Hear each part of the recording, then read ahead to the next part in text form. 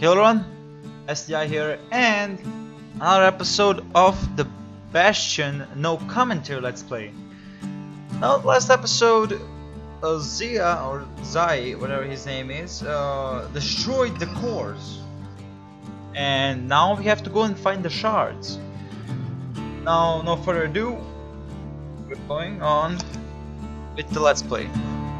Hope you enjoyed the episode. If you do, leave a like, subscribe, leave a comment. I really appreciate support. See you guys next time.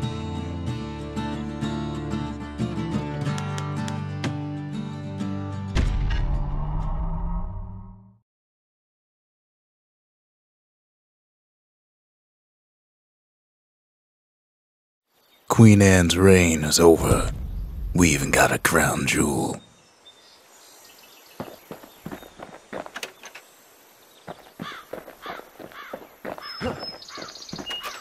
That Gator's a crazy gal, but so is the gal who promised to look after her.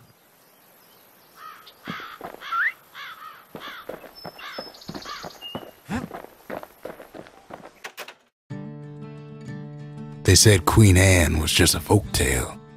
Now there's living proof she ain't.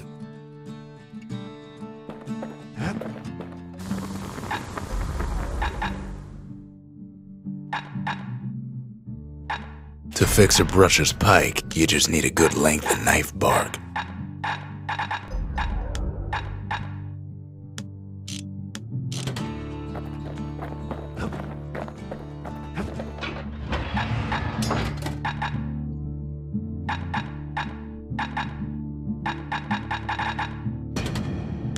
He's a spitting image of Slinger Jawson with that pike and them pistols.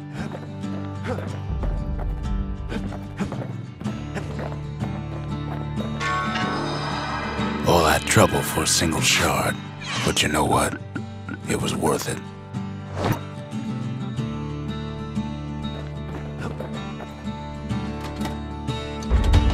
Ain't saying much, but that's the greatest forge in all the city.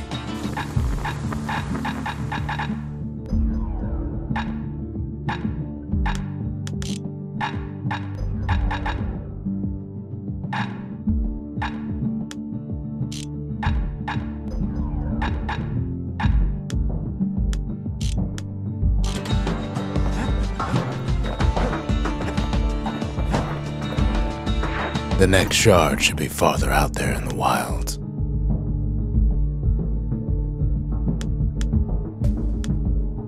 Point Lemaine's Grand Rail once brought the riches of the wild right to our doorstep.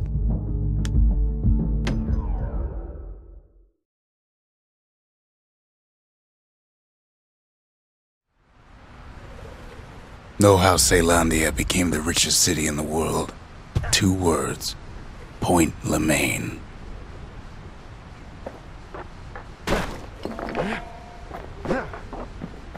If the wilds could ever be tamed, it was gonna happen right here.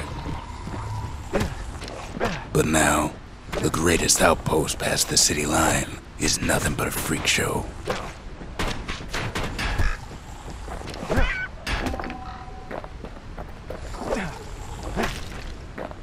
The army's triggers once had the place on lockdown.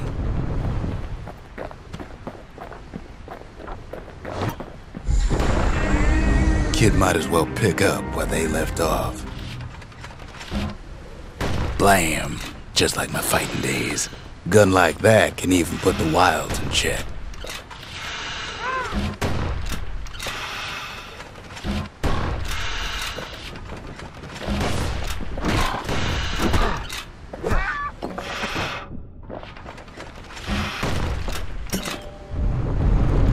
Point Lemaine's seen better days for sure, but it ain't done.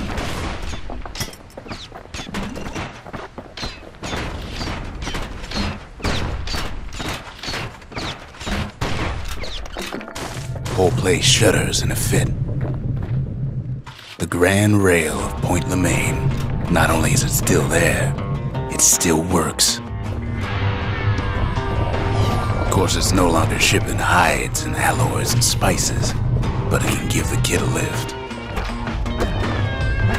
Just as long as he can stay clear of the trouble on the tracks.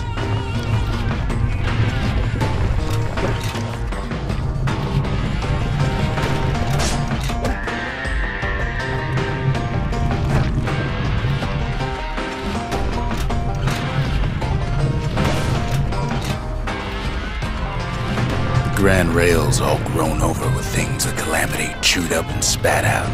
Things eager to take back their turf.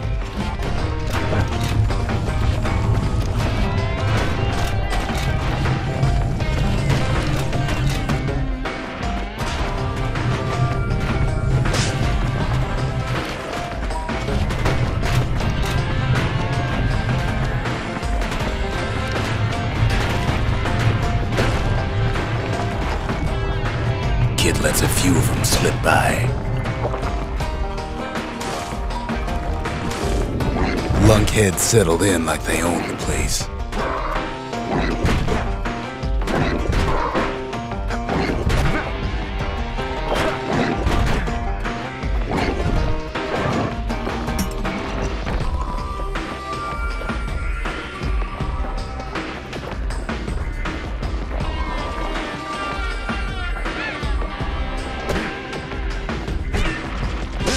Takes fancy footwork on the rail, what with wallflowers coughing fungus everywhere.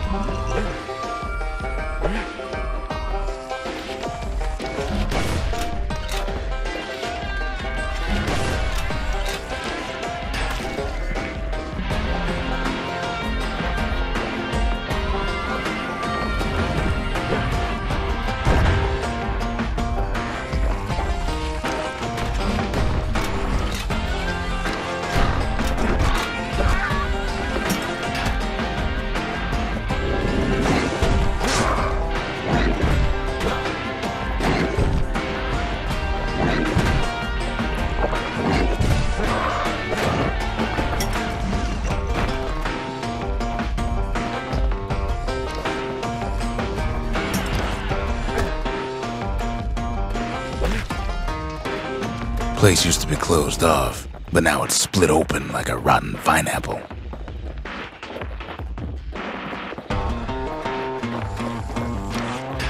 Of course, the Grand Rails seen much more fighting in bygone times. Near on 50 years ago, first shots fired in the Ura-Celandian War.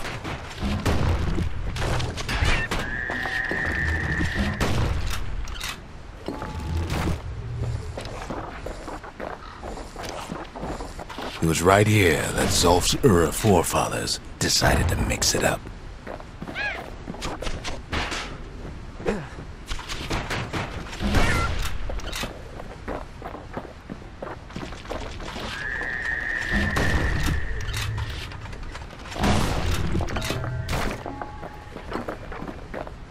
Okay, so maybe we didn't get their sign-off on the whole Grand Rail thing.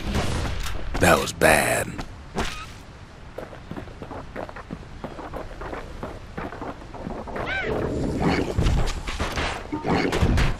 The rail must have shook the Ura to the bone down in those dens of theirs.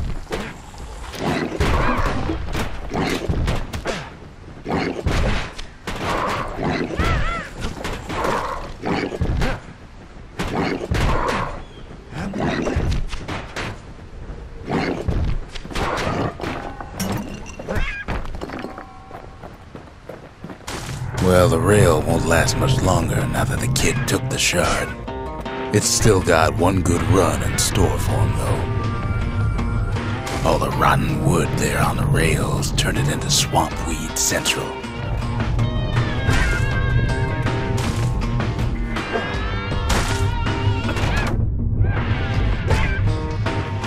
Ever tried dancing side to side while holding your breath? While shooting a genuine registered army carbine? While choking on swampweed?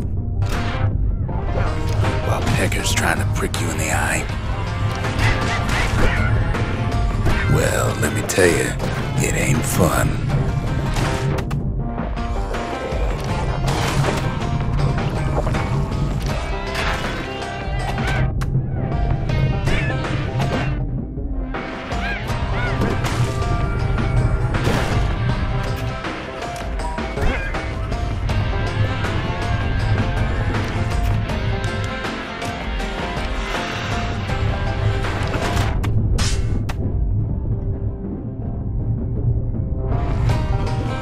But then, at last, it's the end of the line. He'll be picking swamp weed out of those boots for days.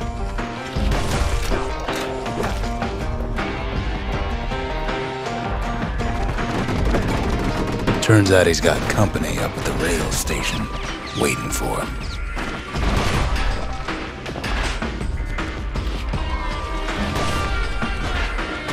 Not just another wallflower or pincushion, mind you. At first, he thinks it's Zulf. Turns out he's wrong. "This is for you," says the man. Then wham!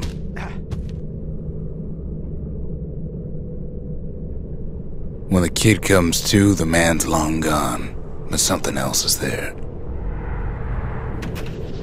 The only words Kid recognizes on that parchment are for Zia. Well, what's a kid to do? He took the shard, he took the hit, and he took that note.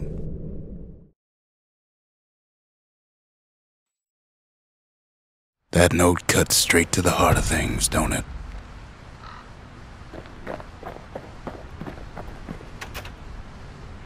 Finding gourmet ingredients ain't easy these days, but we'll take what we can get. The note says it plain.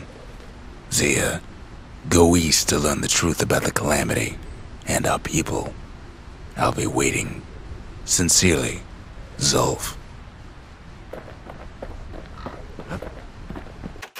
Zulf's messenger was one of his people.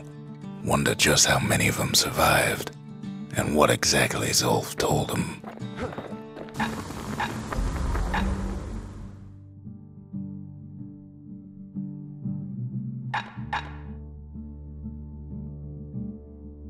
That's the way to make every shot count.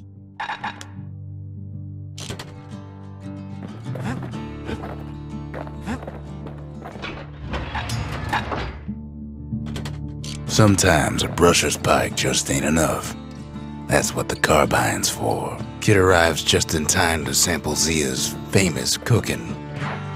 He wolfs down too much too fast, and it all goes to his head.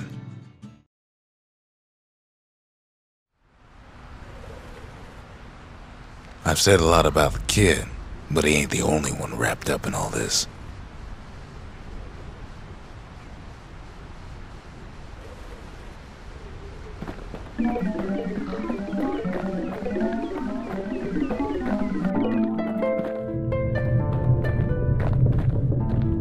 What's he thinking? Well, let me see if I got this straight. I only heard it once.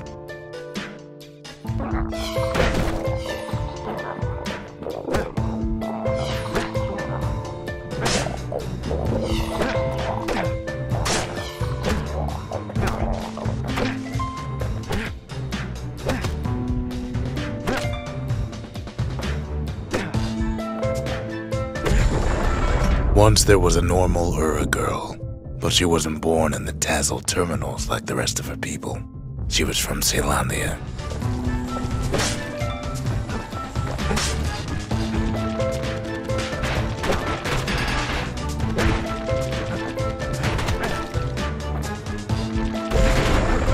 Her folks were orphaned in the war, taken in and raised inside the city, on condition they would never return to the terminals.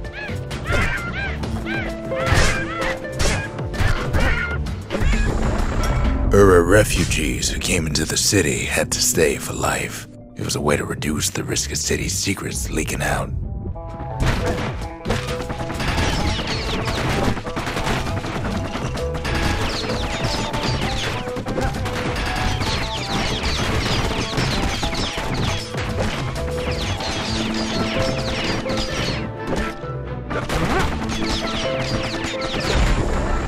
The mama passed away from birthing complications, leaving the girl trapped inside that city with no one but her father.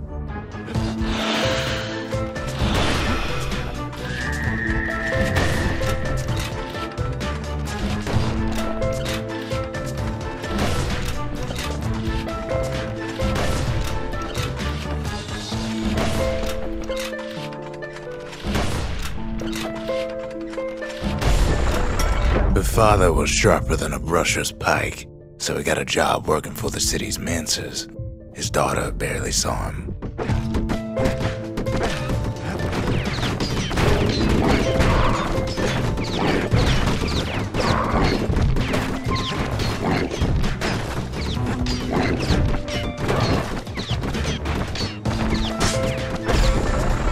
Her father told her nothing of her Ura heritage.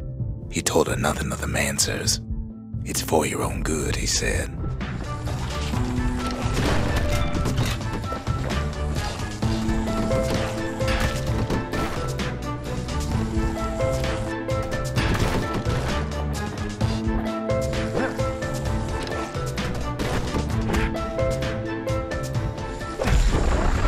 She took to studying the arts, learned more through music than history books, gained a knack for strings and songs.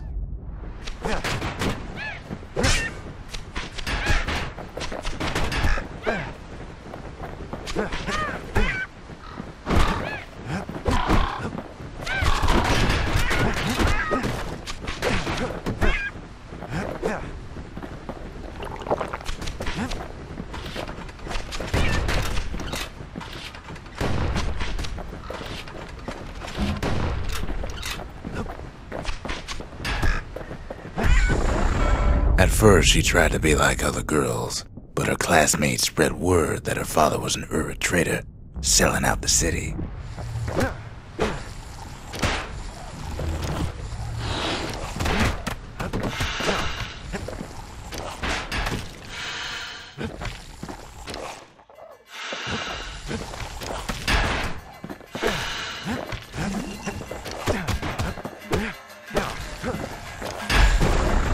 One young man stood up for her, or so he led her to believe. He knew much of her heritage, and she grew fond of him.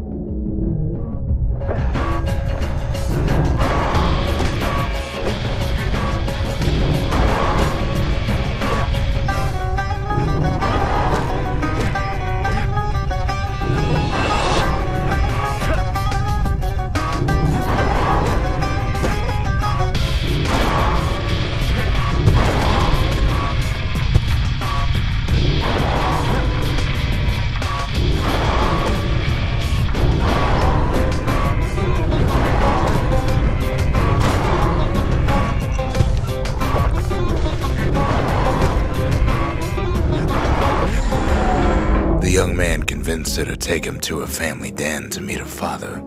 Spoke of how he wanted to meet a man from the terminals.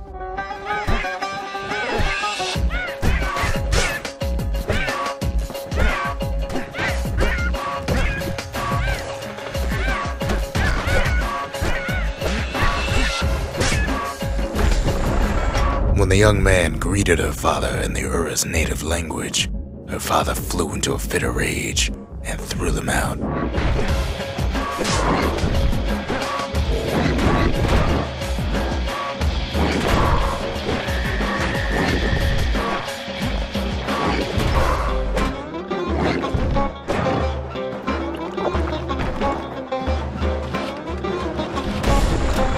The young man never told her that the Ura's native language is not to be used by foreigners. To do so is a terrible insult.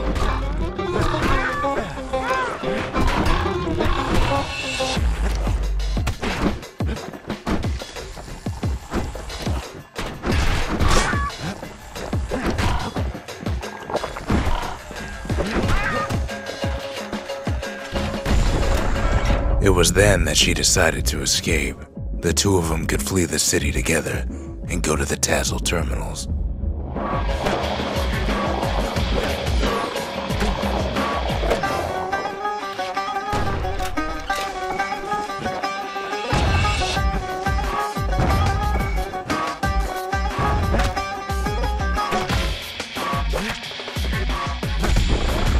They would hide inside a garbage bin until it got ingested by a scumbag, then let him slosh on out of the city for disposal.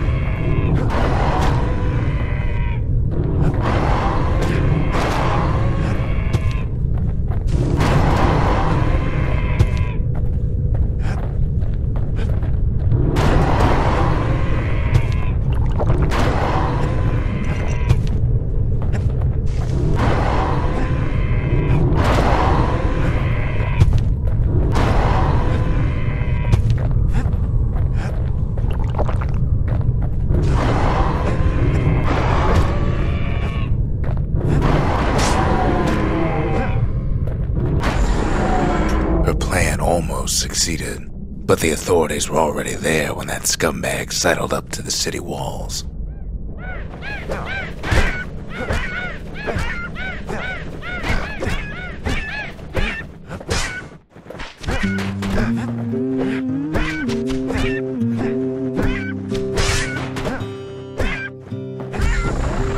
The young man had sent the authorities a tip, told him her father was using her to sell secrets to the Tazzle terminals.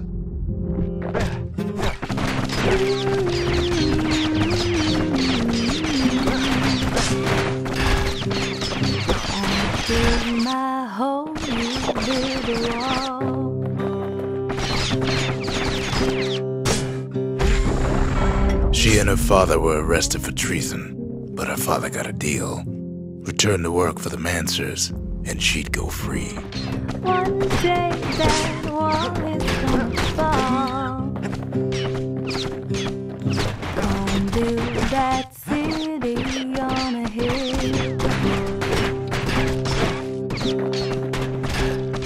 Gonna build that city. Before they parted ways for the last time, her father whispered a desperate plea. Hurry home to the den and lock yourself in.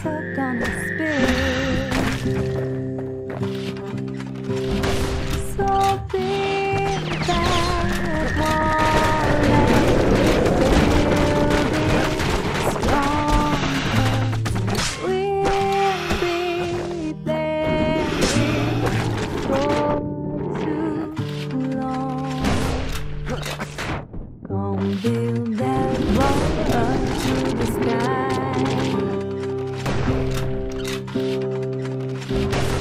Don't build that wall up to the sky. Someday your bird is gonna fly. She did as she was told, and deep down underground inside that den, she found a journal written in her father's hand. Don't build that wall until it's done. But now you've got nowhere to run.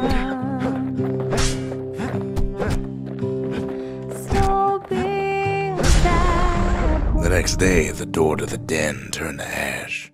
The girl came up for air, and she saw the calamity all around her.